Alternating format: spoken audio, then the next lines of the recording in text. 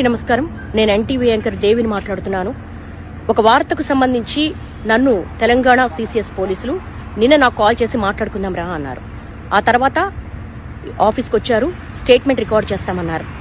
ఆ రికార్డ్ చేసే ప్రతి ప్రశ్న 3 గంటల పాటు నాకెంత మెంటల్ హరాస్మెంట్ ఉన్నా, నాకు సంబంధించింది కాకపోయినా కేవలం నేను చేసింది వార్తను చదివాను. అది నా వృత్తి ధర్మంలో భాగంగానే చదివాను.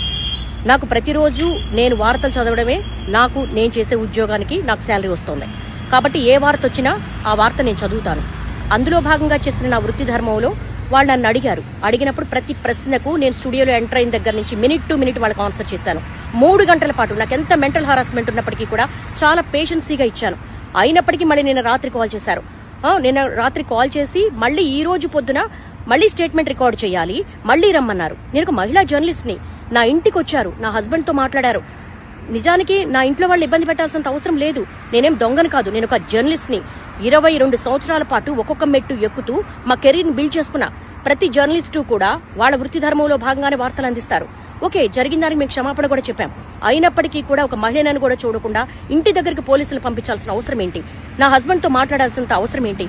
ఇవన్నీ కూడా ఎందుకు తెలంగాణ పోలీసులు ఇంత దాష్టికానికి పాల్పడుతున్నారు? ఒక మహిళా జర్నలిస్టు పట్ల నేను కూడా మహిళనే కదా. ఓకే, ఒక మహిళకి ఇబ్బంది జరిగింది అని మాట్లాడినప్పుడు నాకు మహిళనే, నాకు ఒక సెల్ఫ్ రెస్పెక్ట్ ఉంటుంది, నాకు ఒక కుటుంబం ఉంటుంది. నా కుటుంబంలో సంబంధించినంత వరకు కూడా వాళ్ళ సేఫ్ కూడా నేను చూసుకుంటాను. కానీ ఎందుకు ఇంత దాష్టికానికి పాల్పడుతున్నారు? ఇది చాలా అన్యాయము. ఇలా నన్ను రోడ్ల మీద పరిగెత్తించడం అనేది న్యాయం కాదు. నేను నా వృత్తి ధర్మంలో భాగంగానే చేశాను. స్టేట్మెంట్ కూడా ఇచ్చాను, ఎక్కడికి పారిపోలేదు. కానీ తెలంగాణ పోలీసులు ఈ విధంగా సెర్చ్ చెయ్యడము, ఆఫీస్ దగ్గరికి రావడము, ఇంటి దగ్గరికి రావడం అనేది చాలా అన్యాయం. ఈ దాష్టికాన్ని ప్రతి ఒక్కరు ఖండించాల్సిన అవసరం ఉంది.